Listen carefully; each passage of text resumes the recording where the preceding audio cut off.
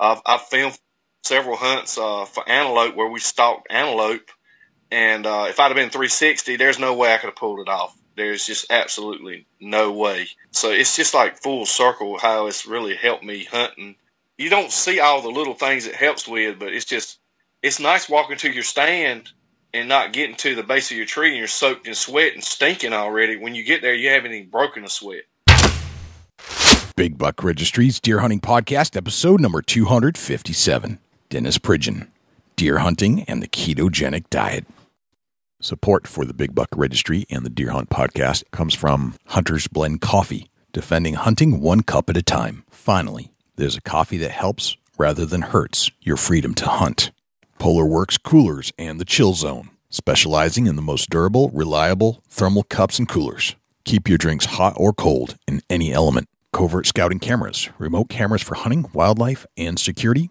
Black Ash Outdoor Products, reduce your risk of tree stand suspension trauma with a Tree Stand Wingman, the Tree Stand Emergency Descender System. Morse's Sporting Goods, a full line of sporting goods without the sales tax. And Big Buck merch. You can get cool, high-quality Big Buck t-shirts, long-sleeve t-shirts, and hoodies. And show support for this podcast by visiting www.bigbuckregistry.com/MERCH.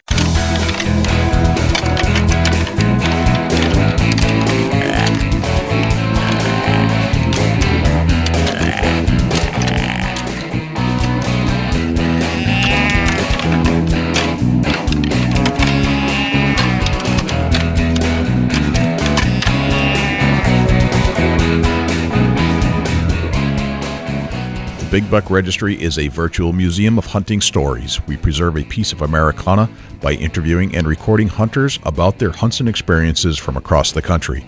And who knows, maybe we'll learn a thing or two along the way that'll help us take our hunt to the next level. Hey, this is Dean Capulano from Swarovski Optics and host of Swarovski Optics West. You're about to listen to another great episode of the Big Buck Registry Deer Hunting Podcast. This is Gordon Whittington, Editor-in-Chief at North American Whitetail Magazine, and you're about to listen to another great episode of the Big Buck Registry Deer Hunting Podcast. Hi, this is Mark Hammer from Antler Action Products, and I shot the hammer buck, and you're listening to my favorite deer hunting podcast, the Big Buck Registry's Deer Hunting Podcast. Hello, ladies and gentlemen and fellow predators. My name is Jay, and thank you for tuning in to the Big Buck Registry's Deer Hunting Podcast. For Dusty Phillips and Jim Keller and the entire staff here at the Big Buck Registry, welcome to this week's show. There are a couple things I'd like you to do for us if you could. If you would, please check us out on iTunes, subscribe, and leave us a review. With your help, we're going to try and push this show up the iTunes charts. I know we have a lot of listeners out there, and I need you to take some action. I need you to leave a review and subscribe to the show. If you do subscribe, that'll give you access and notification each and every week that a new show is released. You can also access this show in its entirety on YouTube, Stitcher, TuneIn Radio, iHeartRadio, Spotify, Google Play, and as an Amazon Alexa skill. Go to Alexa and say, Alexa, enable Big Buck Registry. It's all right there for you to access on demand at your fingertips. Regarding the harness program, we have an ample supply of harnesses to give away from our volunteer donors. If you're in need of a full-body harness, please send an email to jay@bigbuckregistry.com.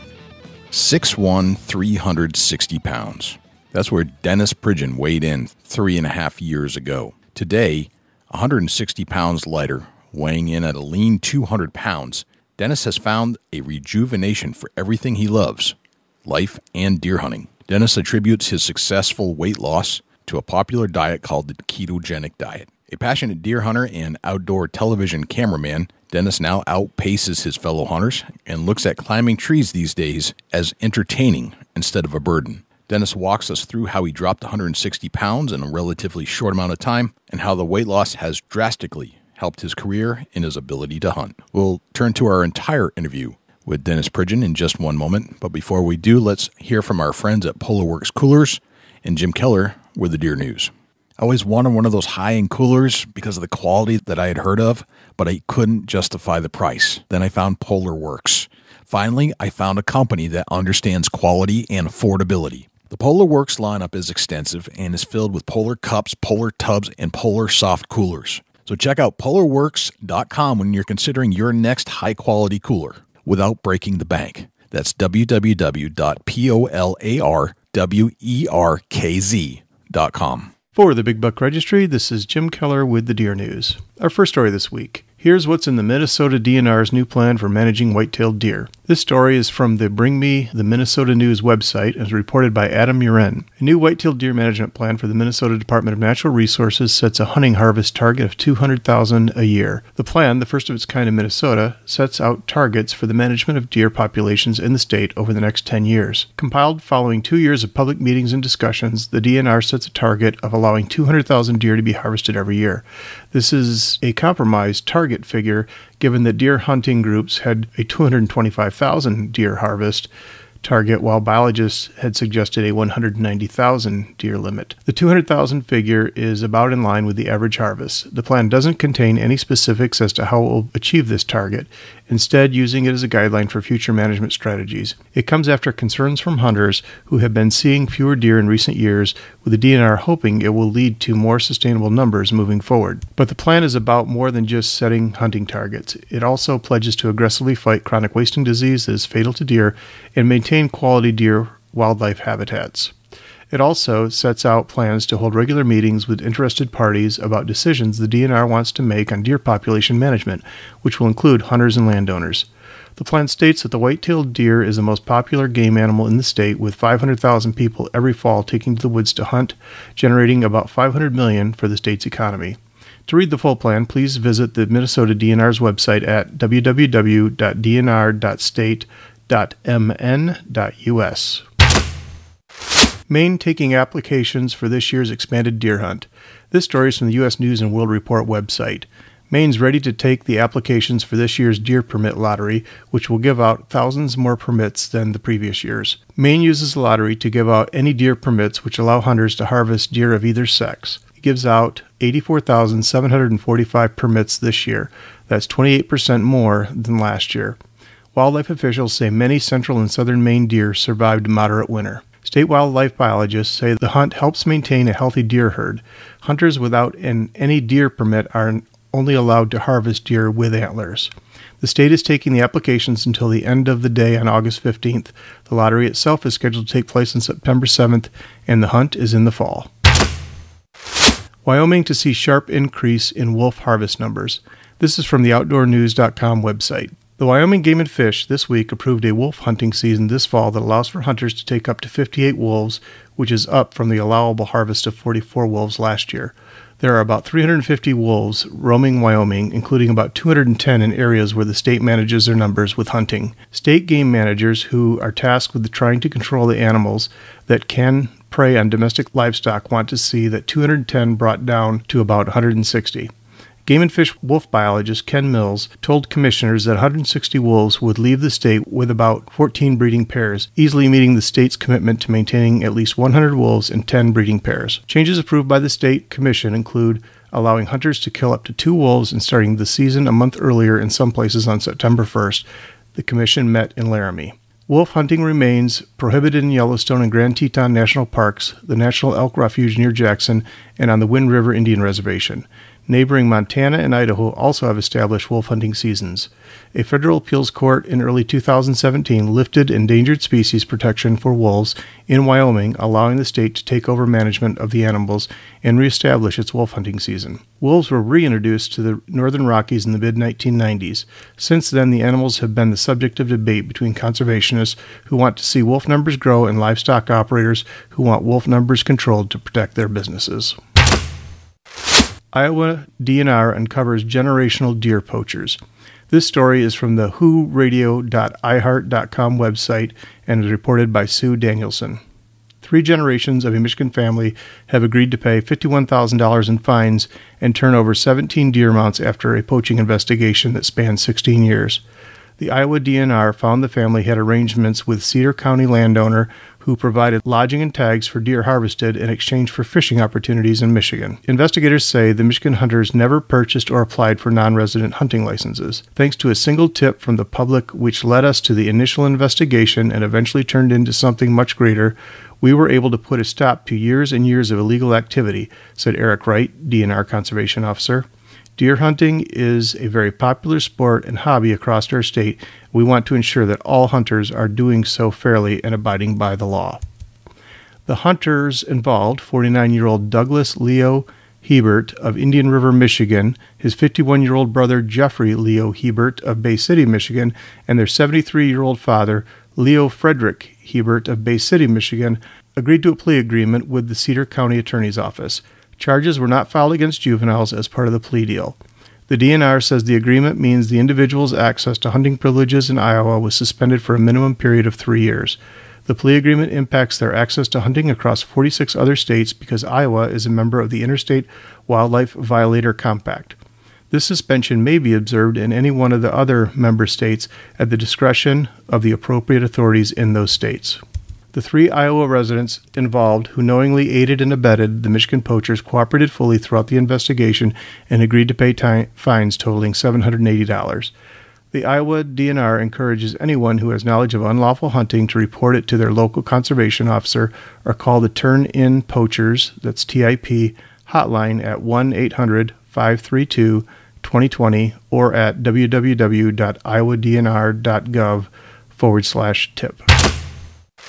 That concludes this week's edition of the Big Buck Registry's Deer News. For links to the stories featured this week, please check our show notes at www.bigbuckregistry.com. If you have any ideas for future topics or have any questions about any of these topics, please email me at jim@bigbuckregistry.com. For the Big Buck Registry, this is Jim Keller with the Deer News.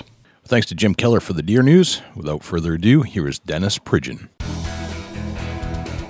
Dennis Pridgen, welcome to the Big Buck Registry's Deer Hunting Podcast. How are you, my friend? Great, Jay. I appreciate you letting me come on. I really appreciate that. I'm excited to talk to you. And I'm always excited to talk to a guest, but this one, this particular story, your story, has captured my attention for 2 reasons. Number one is that you lost an incredible amount of weight with the ketogenic diet. And it's near and dear to my heart because I've also lost weight using that diet. And I want to see how you did it. And you've gone a little bit further than I have, to the point even now where, from what I understand, you're actually doing like diet plans for people. So I'm curious to hear about your journey there. But as always, this to me and to our entire audience connects to deer hunting, and I know you're a hardcore deer hunter. So I want to try to connect the dots there and see what makes you tick. Yes, sir. That's a couple of my biggest passions right there you just talked about. So cool. All right, this for sure. Be a passionate show then. Very cool. Oh, yeah. Dennis, tell me about yourself. Where do you live? Where do you call home? Where'd you grow up? I'm from eastern North Carolina in a little town called Castalia. It's population 300 and some change. Very small town. Everybody knows everyone. I've been there my whole life, except for maybe a year in my life. I lived in Louisville, Kentucky for a little bit. But that Castalia is home and always be home, no matter what. Grew up. My dad was a very hard worker. He worked in a mobile home plant, did the best he could to provide for me. I'm the only child, which usually folks think you're really spoiled if you're the only child, which was not the case for me. My mom was a very sick lady, and we'll get into that here shortly. Okay. All right. Gotcha. So what got you into the ketogenic diet in the first place? Why even go on a diet? All right. Well, I'm going to take you back to my childhood and explain it from there on, because when I tell my story, I always start there. Basically, as a child, my mom was very sick, and I used to not ever talk about this, and I kept it inside, and I've learned the more I talk about it, the easier it becomes, and the more I tell it, the more I help people, because they see that they're not alone. But my mom was raped at the age of 12 years old, and she was very, very mentally broken down, and just one day you didn't know what you were going to get. One day was it going to be sweet loving mom, or was it going to be I'm going to beat you mom? Okay. And so from I'd say the age of 5 to 14, 15, my mom was in and out of the hospital, and by hospital I mean I had to visit her through a glass. But luckily enough, I was blessed with a grandmother that stepped in and became my mom, so to speak, and raised me and gave me good morals. And a few stories about me and my mom. You know, like I say, one day she'd be a great mom, just loving, and the next day she would beat me with a 2x4. I mean, wow. I know it's not funny, but it's the truth. I've had broke ribs. I've slept under the porch with my dog at night because she locked me out of the house. Keep in mind, my dad was out of town working. He didn't know anything about all this. And to this very day, I put it out there, but I try to keep it away from my family, so to speak, because I don't, want nobody looking at my mom, because she was very sick. And if you're dealing with something like, I cannot imagine being put through what she was put through as a child. There's no telling how I would have turned out either.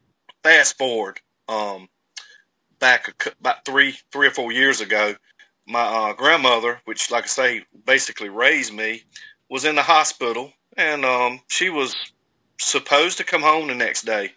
And I was weighing roughly around 360 pounds at the time, and I'm 6 foot, 6'1" tall. Okay. And and my grandmother told me, laying in the hospital bed, she said, "Boy, if you don't change something in your life, you're gonna be the next one in this hospital bed."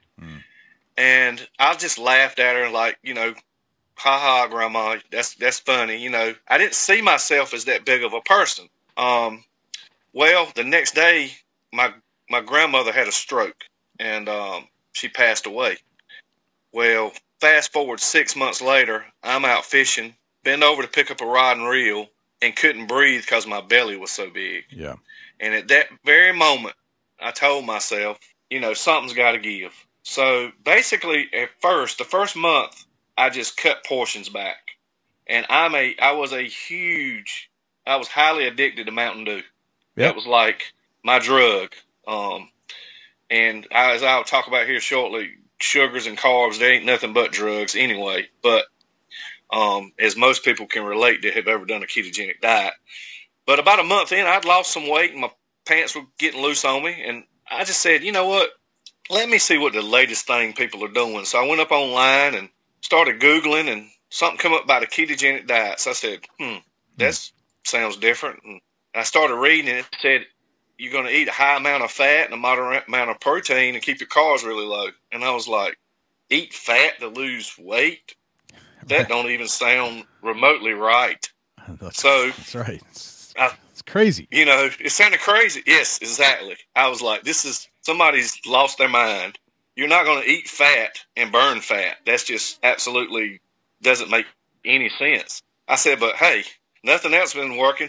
Let me try it. Worst thing I can do is put some pounds back on and have to figure out how to lose them. And when I started it, I'll be honest with you, I had the mindset, this is going to last a week or two, and I'm going to say the heck with it, and I'm going to go back to doing whatever. This ain't never going to work.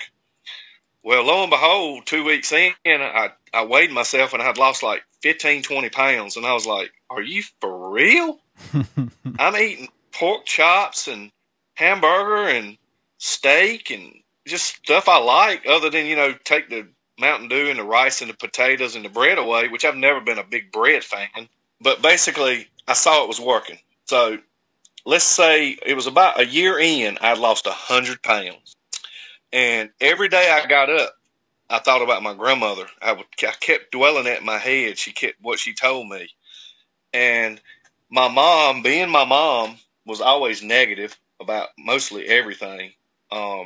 She told me one day, she said, you know what, you've done good losing that weight. And I was like, oh, wow, she's going to tell me I've done good. And then she said, you're never going to keep it off, though. You'll never keep that weight off. Right. And I was like, okay, I'm going to show you. Well, a couple weeks later, I was in Wisconsin filming some deer hunting like we all love, and got a phone call from my wife. It was on a Sunday morning. I'll never forget it. My wife called me, and she wouldn't say anything. And I kept saying, what's going on? What's going on? Well, then she tells me my mom had choked in her sleep, and she was brain dead when they found her. Oh, wow. And, I completely lost it. Hit the ground. Everything's a blur. I remember my buddy, I'm trying not to get too emotional because I've told it so many times I don't get as bad as I used to get. But right. Used to, I could not tell this without breaking down. But I remember my buddy rushing me to the airport, and this sweet lady at the counter, I asked her, I need a flight home immediately.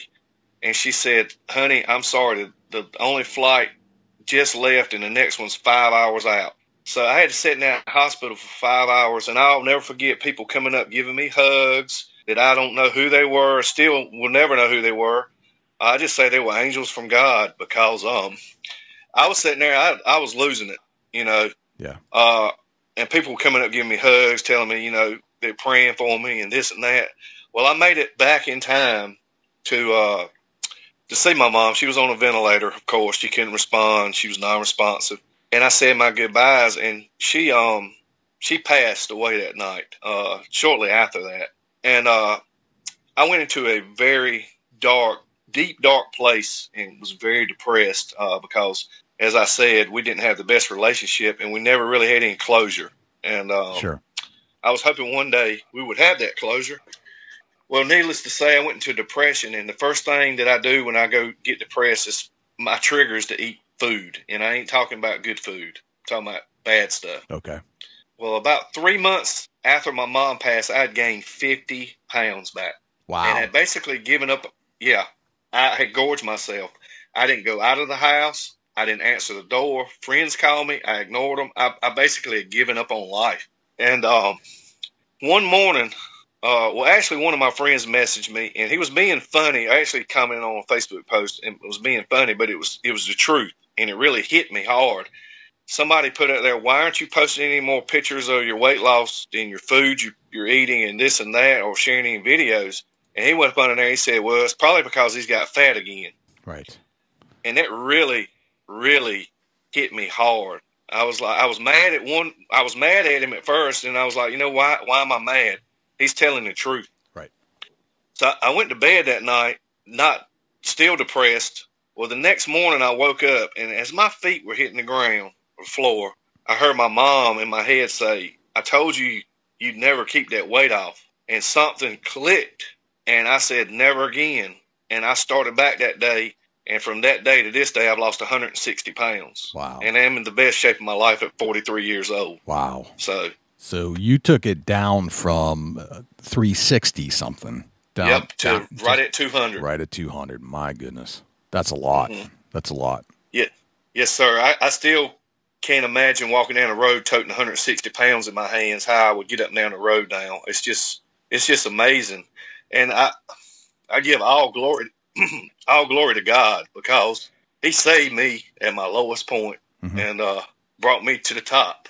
And I'm in the best shape of my life and the most happy I've ever been in my life. So I give him full credit for all of it.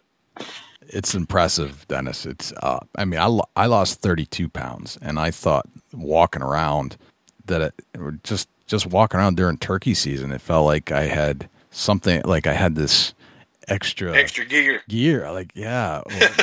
But when I lost it and I could move around, I felt like, man, why is everything so like easy? You know? Yeah, no doubt. Everything's easier. My thinking, it's easier. I can think harder, easier. I can walk anywhere easier. I go up and down stairs easier. I can bend over easier. I can do everything. It just seemed to become easier. And that's just 32 pounds. I can't imagine what it's like not carrying an extra 160. Yeah, and my goal is probably to be lost 180 when I'm finished. And that's shredded to the bones competition, looking to step on a bodybuilding stage if that's what I want to do. Yep. I'm not saying I'll maintain that, but one time in my life I want to be there.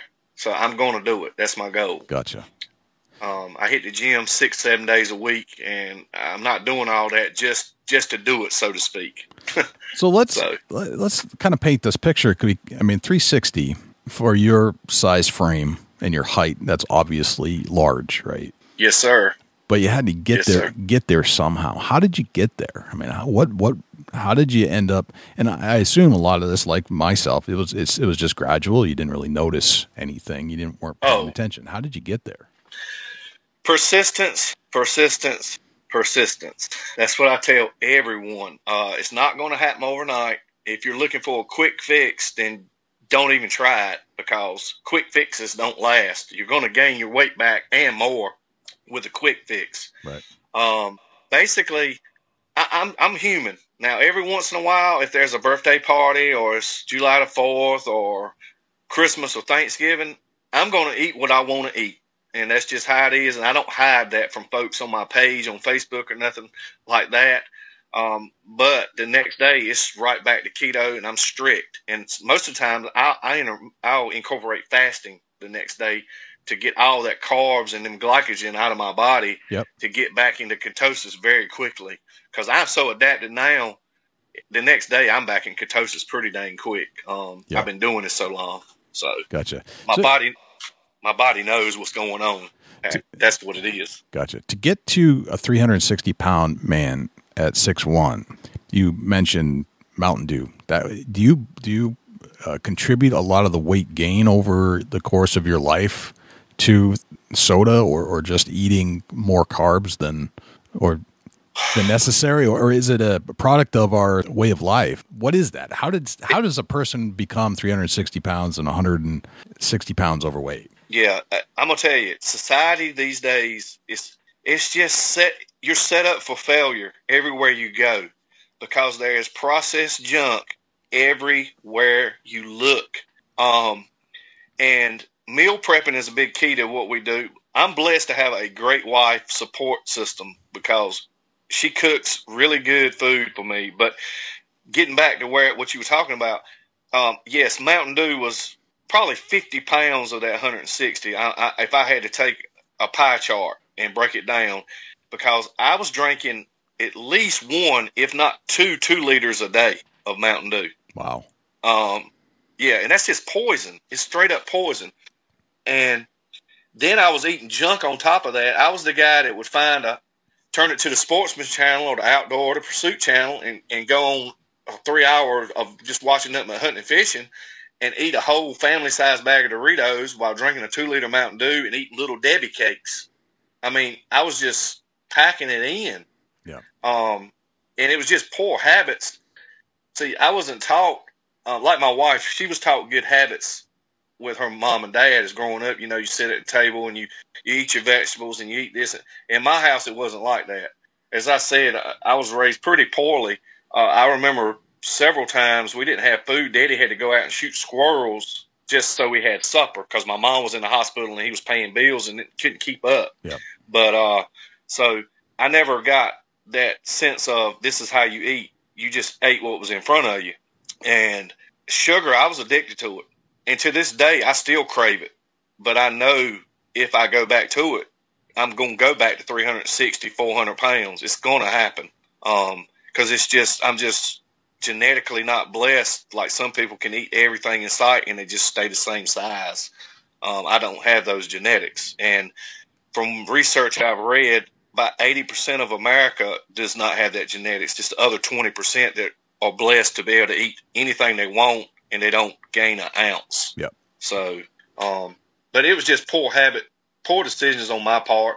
And my wife got on me continuously, you shouldn't be eating that. You should be drinking more water. And now I'm the one that tells her, hey, you ain't drinking enough water. Yeah. It's reversed. So, but it was all self-inflicted, no doubt. Okay. Just like a drug addict is what it was basically boils down to. So how did you do it? Where did you mentioned that there was a point in your life that says, never again. You'd started, but there was, that thing clicks. No, I have to go back to what I was doing. But there's a how-to here. You Googled it. You figured out what was the latest fashion, and it is kind of a fashionable diet in a sense. But how did you actually do it overall? How do you prepare other people to do it? Well, first of all, I've coached since last July to this July. It's been 1 year. I've built meal plans, ketogenic meal plans for people. And currently, my clients have lost a little over 6,200 pounds in a year. And some lost 20, some lost 100. It just all adds up. But basically, when people come to me, I tell them, look, if your mind's not right and you're not ready to do this, you don't need to even attempt it. Because if you get your mind set, you can do anything. And that's one thing I work on daily is my mindset. And I think ahead, what am I eating tomorrow? But I've been doing this so long, it just comes naturally now. But that's where when I build these meal plans, it's all laid out for the people. They know what they're eating every day of the week. And they don't have to track any macronutrients like their fats, their proteins, and their carbs. It's all taken care of. But like you were saying, it's like keto popped out of nowhere the last 2 or 3 years, but actually in don't quote me on this, I think it was the 1930s. Okay. That they figured out it treated epilepsy. But also, while they were figuring that out, they noticed the patients were losing weight.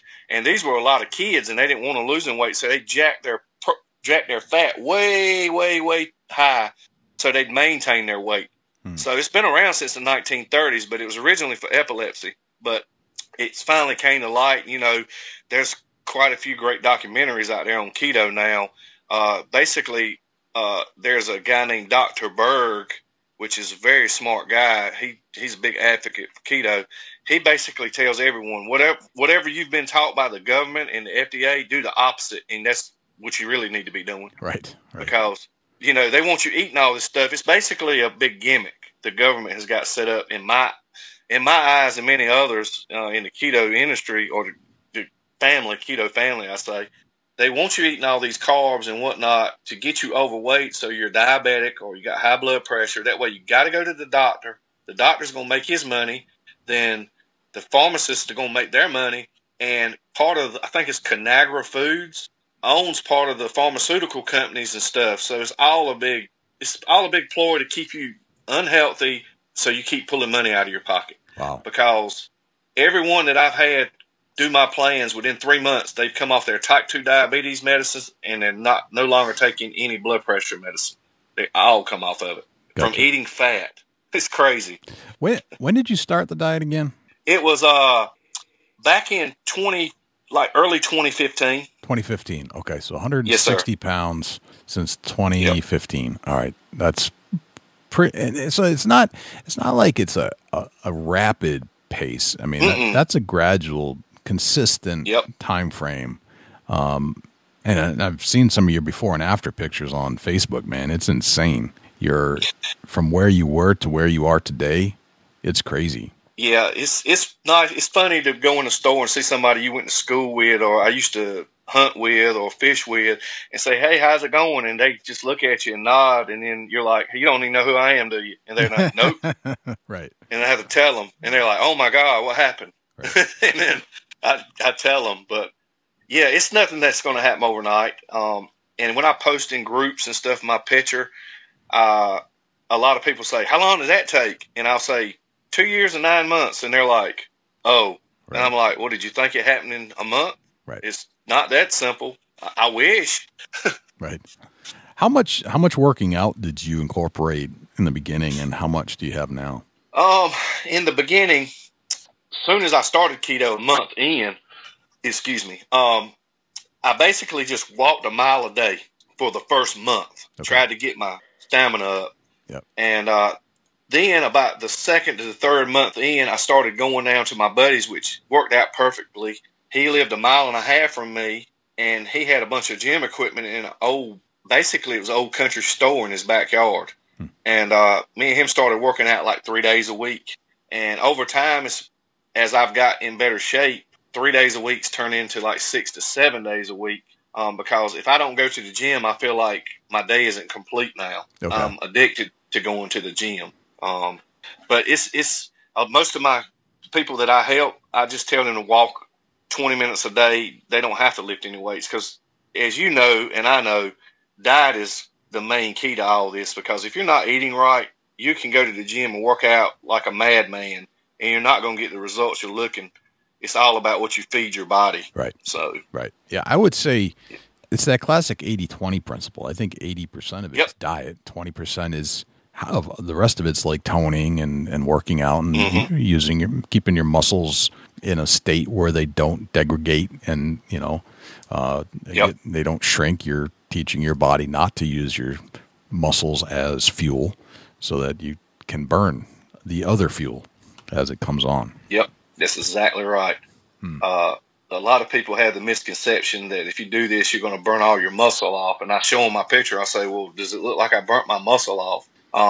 And another thing is they don't understand that I carried most of this muscle on my frame at 360. You just could not see it because I had a layer of fat over top of it. Right. That's right. So I don't know. I don't know how much muscle I put on, may not have put any on. I don't know. But if you uncover it, it's just night and day what you really look like. So, yeah, people just think, and I have a lot of friends of mine say, you're going to lose all your muscle and this and that. And I'm like, I'm not losing my muscle. I promise you I'm eating plenty of food. I'm not starving here. Right. Some days I have to make myself eat. Yep. Yep. So, And I've seen this and have read about also that these diets are prescribed to cancer patients because it has anti-cancer properties. Mm-hmm. So exactly. It goes well beyond just a diet. That's right. Cancer thrives on carbs. I personally know a lady that had brain cancer and went to the doctor, and it was like terminal. There was nothing they could do for her. And the doctor said, we got one thing we can try. I want you to, since I said cancer runs off carbs, he said, I want you to fast for 30 days and drink nothing but water. Don't do nothing else. Worst case scenario, it kills you. You're going to die anyway. Well, 30 days later, she goes back. Cancer is gone. It has been gone for 2 years now. So that goes to show you what she was eating was feeding that cancer, and she starved it out of her body. That's crazy. So it's amazing. It's absolutely amazing. Wow. All right, so let's move on and let's transition. Of course, we need to bring this full circle into the other things that are important to us. How has your dieting and where your conditioning is now affected your ability to deer hunt the way you want to? It's so, I can't express how much better I feel, how much more alert I am in the woods now. But for one thing, hanging stands is a piece of cake now. I shouldn't use the word cake, probably. Let's say a piece of bacon. Right. Yeah. Right. Yeah. It's so much easier. I'm not winded. Actually, the other day I went into, here in North Carolina, we can put out corn to draw in our deer. Well, I went in to hang some cameras, so I put some corn out so I can start getting some inventory of my bucks here. And I toted the 50-pound bag of corn in, whereas without stopping, no problem, with cameras and some more stuff with me, without ever stopping, about a half, 3/4 mile back in the woods. Yeah. Well, 4 years ago, if I'd have tried that, I'd have stopped probably 5 or 6 times before I got where I was going because I'd have been out of breath and out of shape. You know, I wasn't in shape for it. And I can remember climbing up into a lock-on stand at 360 and being out of breath before I got even in the stand. Yes.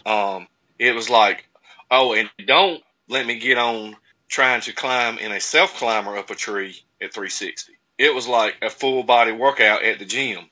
Yeah. I mean, when I got to the top, I wanted to take a nap. Yeah.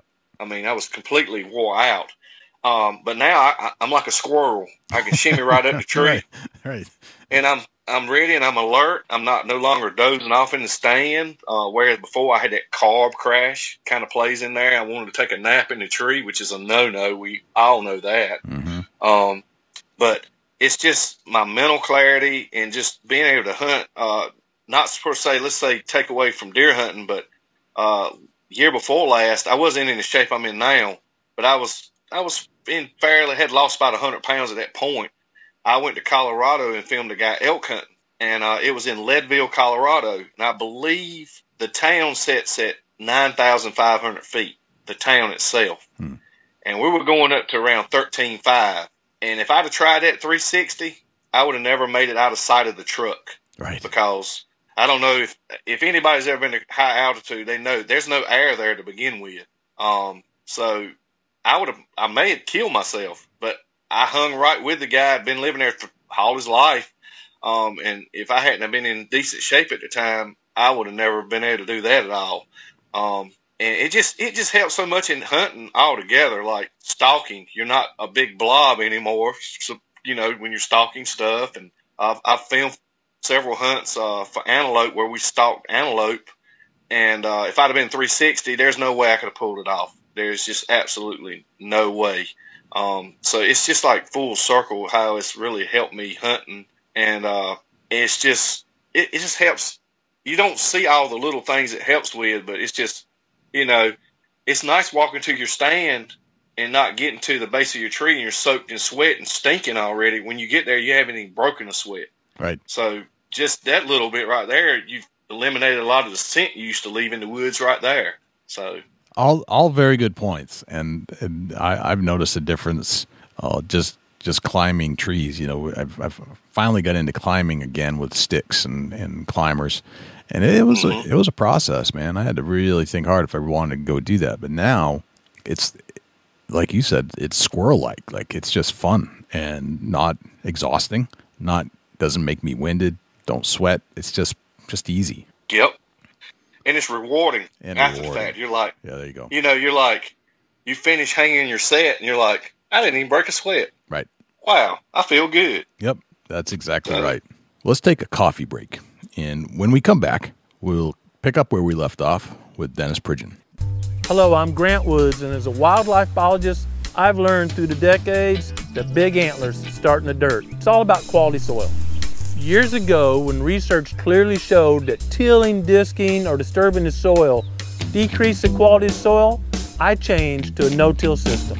As the research progressed and more people were focused on soil health, I changed to using cover crops and keeping a living root in the soil as many days throughout the year as possible. Now our food plot systems actually improve the soil instead of degrade it, and we're growing larger and healthier deer.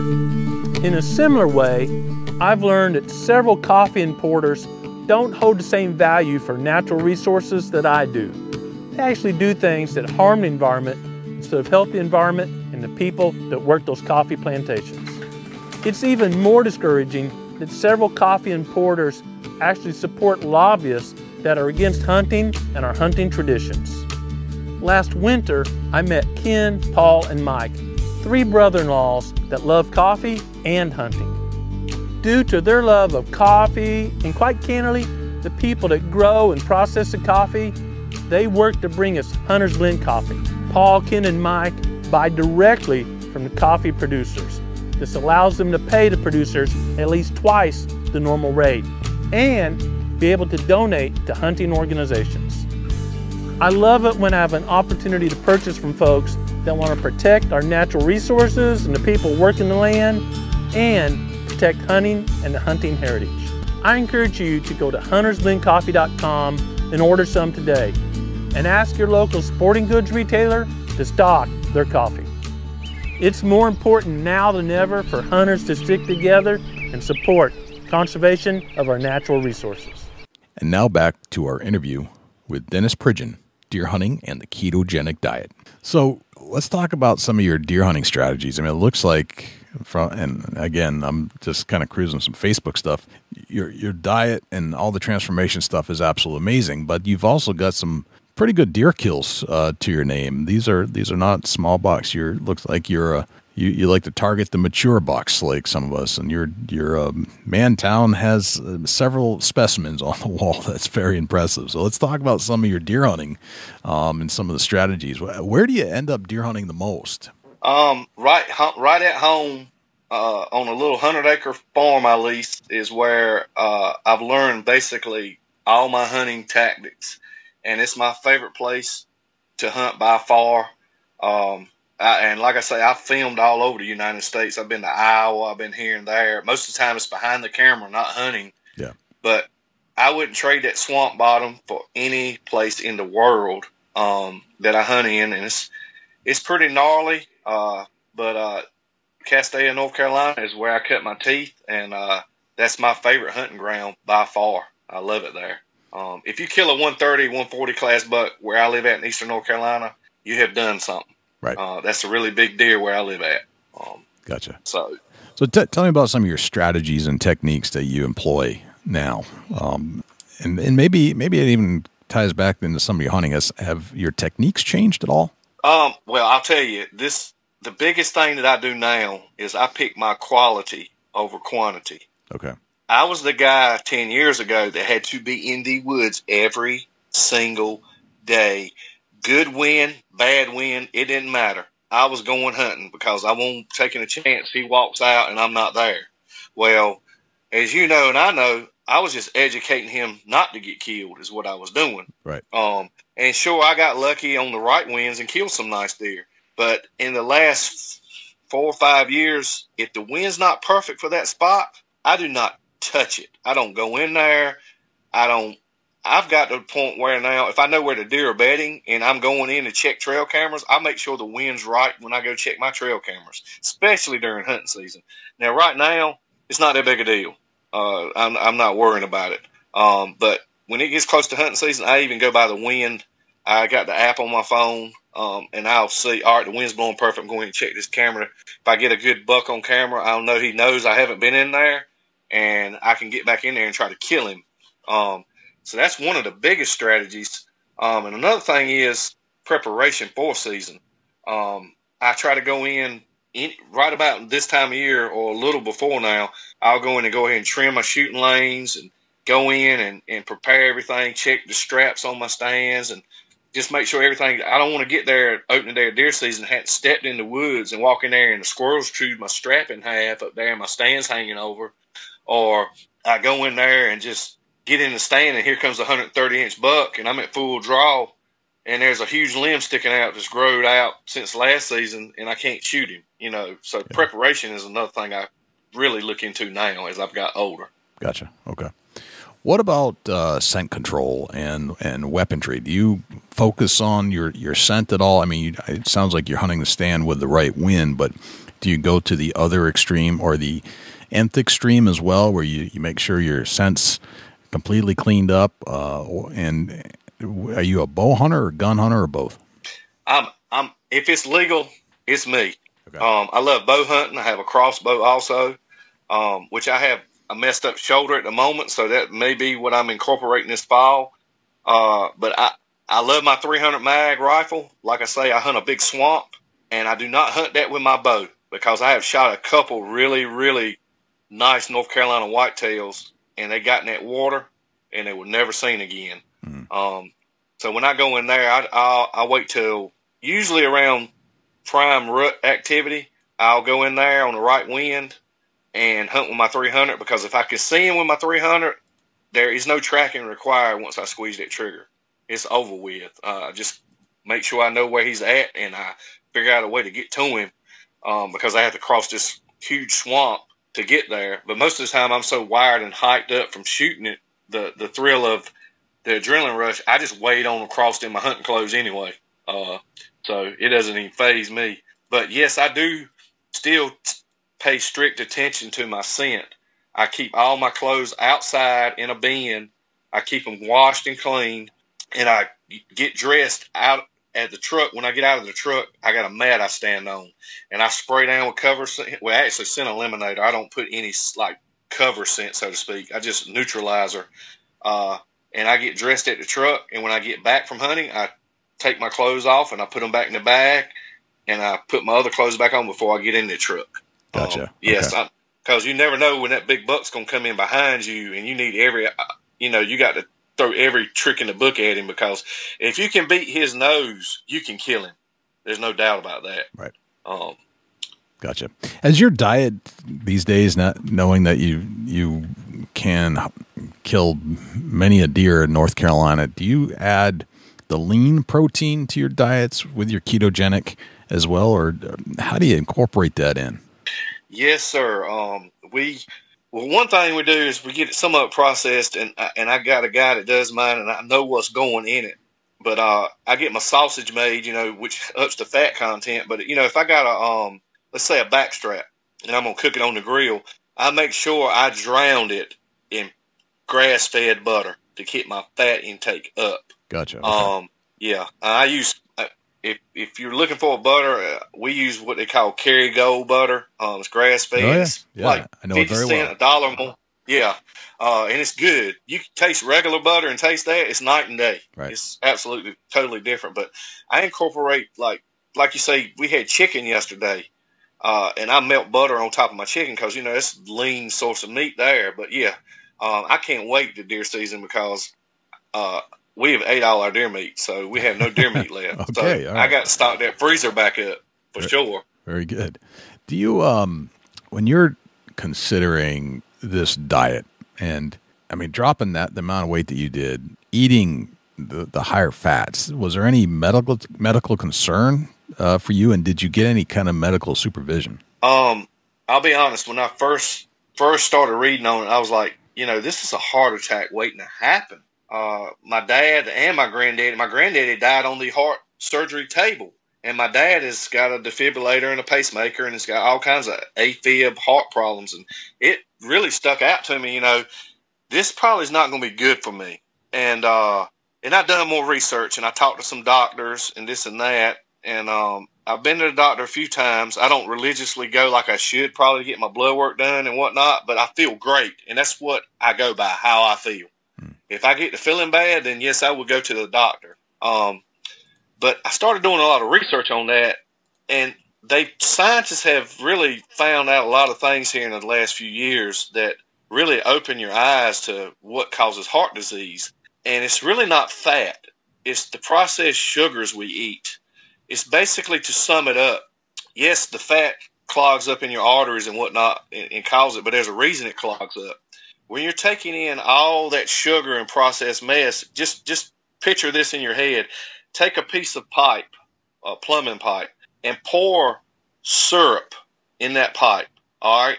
Get it full of syrup. Then try to take hamburger fat or whatever and shove it in that pipe. What's it going to do? It's going to stick. It has nowhere to go because there's nothing but syrup in the pipe. Well, when you go on a ketogenic diet, you eliminate all that syrup, so to speak, which is glucose in your system. You eliminate it. So when you eat fat, that fat goes straight through and is used as is needed, and the rest you excrete out. So it's not stored and it cannot clog your arteries. So sugar is the real problem with heart disease and stuff like that. So I've learned that along the way. That's an interesting visual analogy there. I had not seen it, but it's a good example. It's kind of interesting. Very good. Do you see yourself changing your hunting trips? Or, I mean, it sounds like you were going all over the country anyway, but do you see your hunting changing now, going forward, now that you're down around 200 and are extremely mobile? Well, I do have an elk hunt, bucket list elk hunt that I want to do eventually. Okay. So, yes, I want to go do a pack-in hunt with one of my buddies, which killed one of the biggest elk in New Mexico a couple of years back on a do-it-yourself hunt. His name's Kenny Hollingsworth.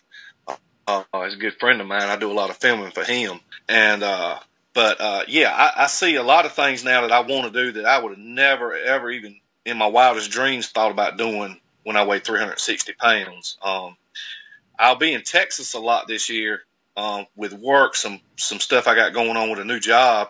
And I plan on taking my first Texas whitetail this year, hopefully, if everything works out. Oh, that's excieen. Looking forward to that. Yeah.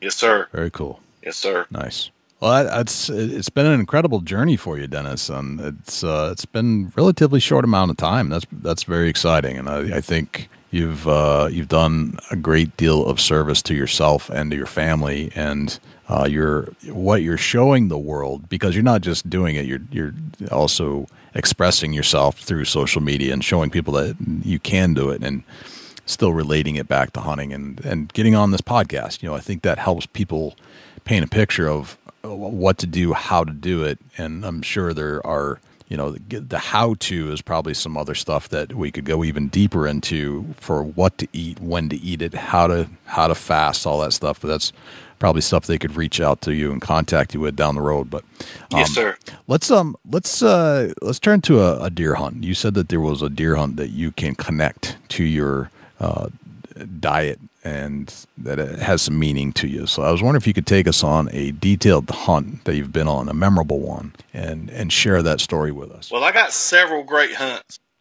Yeah, I got several great hunts. But one that sticks out the most, and I'll tell that one, and then I'll give you a little short one behind it, if that's okay. Absolutely. Because it's very inspirational. But the one that sticks out the most, and I'll always remember to the day the good Lord comes to get me, the day we buried my mom, and I don't want nobody looking at me like that was wrong on me or whatnot, but the day we buried my mom, after we had it around 12 o'clock, we had a service, and I just wanted to get away and just go sit out and listen to the birds chirp and just think and pray and talk to my mom, so to speak, and the good Lord. And so I told my wife, I said, look, don't think badly of me. And I told my dad, too. I said, don't think badly of me. But I said, I'm going to go hunting this evening.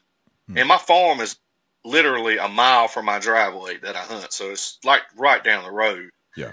And I said, I just want to go sit in a tree. I said, I really ain't even got to carry a gun. I said, I just want to go sit and be by myself and reflect a little bit. Yep. So I go to the farm and had no intentions of anything happening.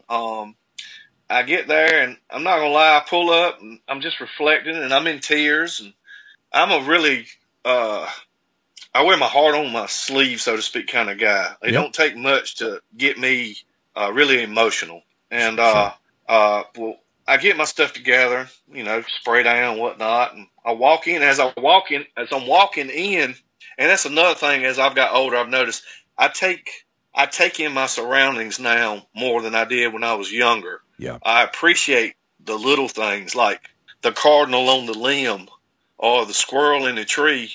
I remember my dad when I was a kid. He used to tell me, "Look at that squirrel. Look at this." And he was appreciating, and I was like, "It's just a squirrel." But as I've got older, I've realized it's not just a squirrel, But back to the story, I'm walking in, and I'm looking at how beautiful the clouds are, and the beans have got that. The soybeans are just starting to fade to the yellow from green to yellow, and I'm looking at that and how pretty it is. And so I get to my stand, I'm sitting there, and I get in the stand, I say me a prayer like I always do. Most of the time, it's just prayer just for a safe hunt and get me back home safe, regardless if I see an animal or not. And I get in the stand and I'm reflecting on, my childhood and how things could have went one way and they went another, but how grateful I am that I turned out at least the person I am, because I could have turned into something totally different. And I'm basically sitting there in my mind talking to my mom, telling her I miss her and I love her. And, yes, we had our bad times, but thank you so much for all the good times we had, too. And I'm sitting there, and it's, as the evening goes on, I have some turkeys come out, and I'm watching them turkeys. And I had one particular 8-pointer on camera in there. The deer was probably 125-ish. Pretty good deer where I hunt at. And it was the only deer I had on camera that I actually had on the hit list that I was going to shoot, other than one deformed rack buck I was going to let my wife shoot because she's a big hunter too. But basically I'm sitting there, and it's getting about 10 minutes before dark, and I jokingly, sitting there thinking, well, I guess, I've had a great hunt regardless. I did see a couple does after the turkeys, and, it soaked it all in. And I never remember till that hunt really soaking in the hunt. Like this could be my last hunt. Don't take it for granted. Enjoy it. Yep. And I guess it was 3 or 4 minutes of shooting light left. And I put my head down and I said a prayer. And when I finished my prayer, I kind of jokingly, I said, "All right, Ma." I didn't call my mom. I called her Ma. Sure. I said, "All right, Ma, if you're going to send me a deer, you better hurry up." And I actually said that, whispered it out loud. Yeah. And as soon as I said that, I caught movement in the corner of the field in the back, about 160 yards back. And as soon as I saw the deer, it was no doubt in my mind it was the buck. He came out, and I got my camera. I was self-filming. I got it on film. The hunt is actually on my Facebook page. And I got the camera steadied on him and said another silent prayer, squeeze the trigger, the deer hits the ground. I absolutely lost it. I still can't watch that hunt the entirety because I lose it so bad at the end, talking about my mom, and I'll always cherish that hunt. I could go to Iowa this fall and kill a 200-inch buck, and it would not touch that hunt. Right. See, that's why we tell these stories, because there's some that are just memorable, right? They just stick out more than others. They might not be the biggest deer or the longest hunt, but for some reason, there's something like what you just described that sticks out. Yeah, and everybody that has watched that hunt, I don't know many people that haven't watched it that didn't need a Kleenex or a tissue when they finish watching it, because we're in the hunting industry and we know about things. A lot of hunting shows are scripted these days. A lot of stuff is, and some things have to be scripted. But when you speak from your heart and it's unfolding right in front of the camera, and there's no way to fake that. And people know when it's genuine. And I mean, I literally like broke down into absolutely, I was crying as I was talking. Yeah. Dear. And, it's just, you know, it was just her way of saying she still loved me and here's you a nice buck, you know? Yeah. Yeah. So, it was most memorable hunt. And a quick second one, really quick. This will be very short. I don't know if your listeners, some of them probably do know, and I'm not sure if you know, Joshua Carney, Son of the South. Oh yeah, he's a good friend of mine. Are you? He's a good friend of friend of mine. Josh? Yeah, good friend of mine, good friend of the shows. He's been on multiple times, and every time we go to a convention, we pretty much hang out with Josh. Yeah, the same with me. ATA, yep. Dixie Deer Classic here in Raleigh. We always hang out. He comes and stays at my house sometimes. But it's been two seasons ago. I had Josh come up from Louisiana and stay with me for 10 days. And we hunted really hard and was seeing some deer, just not the deer we wanted to shoot. And we were hunting up here at my in-laws where I'm at right now, and I got 10 acres that I hunt in this spot. And I killed year before last, I killed a 140 class buck on this 10 acres, and I get a big deer in there every year. But I took Josh in there, and it's, like I say, a half a mile to 3/4 mile back in the woods. So it was a job getting Josh in there, you know. But we got him in there and got him set up, and I'm filming, and it's the last day. Like you see on TV, sometimes that's not the truth on TV, but I promise you, this was the last day, last 5 minutes of the hunt. Yep. I look up in the oak grove, and there's the buck that I had targeted Josh, trying to get him on. He was about a 18, 19-inch wide 6-pointer. I don't know if you've ever saw that huge 6-pointer he killed here in North Carolina in one of his pictures. I'm sure I have. I guess I just didn't realize the backstory. Now we're getting it. Yeah, well, if you see the picture of him with that deer, I'm the one sitting with him. I was probably 250-ish at the time in the picture. But the deer comes out, Josh squeezes the trigger, deer drops in his tracks, and I'm not going to lie. Well, you know Josh. You know he's a complete character. Yes. 100% clown. Yes. Well, I can't talk exactly as some of the stuff he said after he shot that deer because we're going to keep it family friendly. Yep. Yep. But no, Josh was just cutting up, being himself, cracking some jokes. Let's just say I put the camera on Josh and I said, say something. He said, they can't see me. It's too dark. Of course he did. Yeah, that's Josh. That's Josh. But I remember walking back to the truck to get my cousin to help me go back here so we could get set up on this deer and get film Josh coming in to see the deer for the first time. And I remember calling my wife, and I absolutely lost it because in a million years, I never thought it would have worked out that I took Josh in there and put him on the exact deer that I told him I was going to put him on 9.5 acres of land too, you know. And he killed it, and at that time, it was the biggest buck he'd ever killed. I think he killed a big one in Kansas last year that topped him pretty good. But Josh has been speaking of my journey, Josh has been one of the biggest inspirations in my journey because Josh goes to the gym, he works out, he don't make any excuses, and he texts me pretty much daily saying, what are you working out today? What are you doing? What have you ate? This and that, you know. So Josh is definitely one of my top influencers and inspirations in my life. He's a good guy. He is really a good guy. But, yeah, he inspires a lot of people for sure. Oh, no doubt.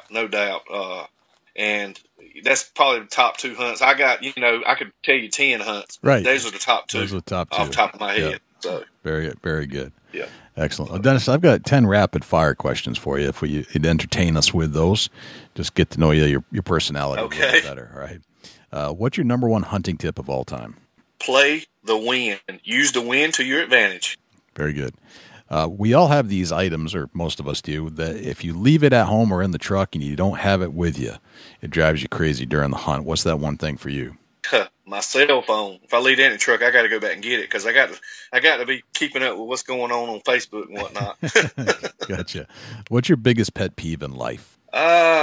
In people in general, I don't like smoking. I don't like people it's just not my thing. I don't like smoking. Yeah, I hear you. How old are you today, Dennis? I am 43 years young, going on 44. 25. 43 going on 25. Very nice. Okay, what would you tell the 25-year-old, knowing what you know today? Start at 25 years old and don't wait till you're 40 years old to get started if you want to get in shape and whatnot. Don't wait on your dreams. Take chances because failure will lead to success eventually. So keep trying until you get there. Nice. You're at a convention at a hotel lobby somewhere in the world. It's a hunting convention. And somebody comes up to you and strikes up a conversation. They ask you what you do for a living. What would you say? I would first off be funny and say I kill fat for a living. Nice. That's the first thing I'd tell them. And then, they'd look at me like I was crazy. And then I say, well, I'm a jack of all trades. And I'd explain to them, how I help people lose weight and how I film for some people in the hunting industry, basically. Yep. Gotcha. Very nice. What did you have for breakfast this morning? Actually, right before we got on the phone, I had ate 3 eggs and 4 strips of bacon. And I broke my fast at about 1:30. 1:30. All right. Very that's good. what I had. You get your own billboard on the side of a highway. It's a blank canvas. You can say anything you want. What would you put on it?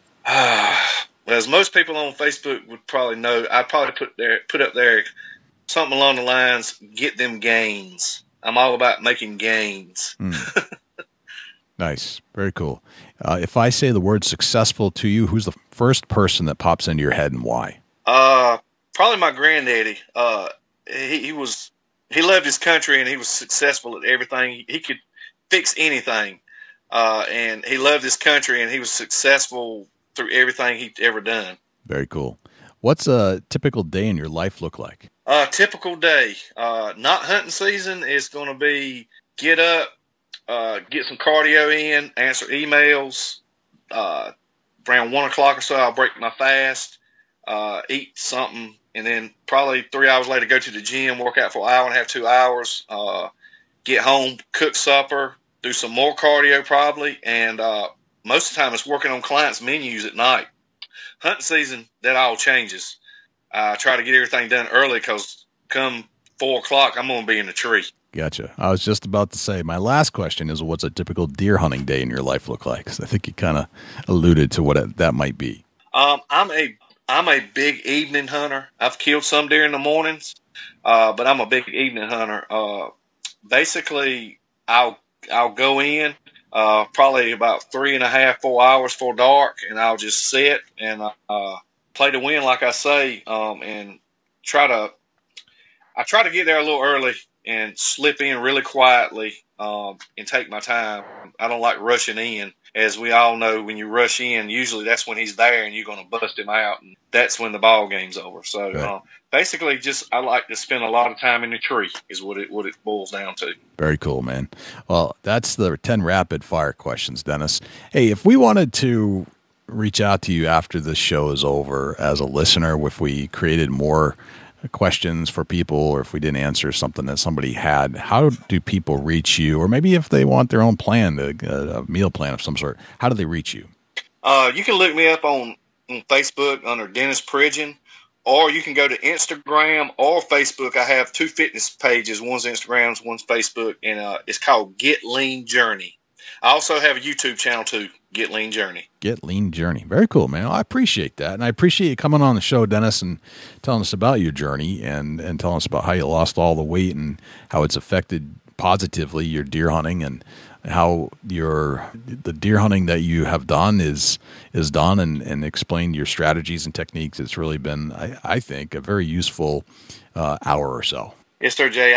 I appreciate you having me on. And like I say, everything I talked about, I give God all the glory. Every day I wake up, I'm very blessed, and I try to make the most of it. Well, thanks to Dennis Pridgen for joining us on the Big Buck Registry Deer Hunting Podcast and talking to us about how he dropped that 160 pounds. I myself have played with the ketogenic diet, and I've seen drastic success as well in a very short amount of time. I've got to get a little more focused in on, and maybe Dennis can help me do that, but it has been life-changing. I've been able to do things that I haven't been able to do since I was in my 20s. Climbing trees is a heck of a lot of fun now, and it was more or less a burden. The weight definitely got in the way, but I don't think I would have done it if I hadn't been just feeling out of shape, feeling winded, feeling like I should be able to do something and didn't, or even just think about things. My mental clarity is there as well. So hopefully that helped you out. Dusty, do we have a Chubby Tines tip of the week this week? Yeah, we do, Jay. We actually, we do. All right, what do we got? The Chubby Tines tip of the week is sponsored by Morse's Sporting Goods. Firearms, used firearms, bows, used bows, located at 85 Kentucky Falls Road in Hillsborough, New Hampshire. Give Jim a call at 603-464-3444, morsessportinggoods.com. Your dollars go further in New Hampshire. There's no sales tax. Morse's Sporting Goods. You know, it's getting closer, Jay. No doubt about it. The conditions are going to soon be cooling off. You know, go through and check all your last year's material as far as your hunting clothes, as far as your grunt calls. You know, if you got tree stands laying in the garage, it's time to go through and check bolts, check nuts. Just do a once over of all your equipment so that, you know, not only safety, but you want to be prepared when the day comes. And if you got to order something, you don't want to be a week out and trying to do all this. But if you haven't hung your stands yet and you got them laying out in the garage, take time and go out there and just do a once over. If you got rusty bolts, replace them. You know, a 63-cent stainless steel bolt is not worth your life. So just do equipment check. That's the Chubby Tines tip of the week. So equipment checks is what you're getting at. I think that's a great idea.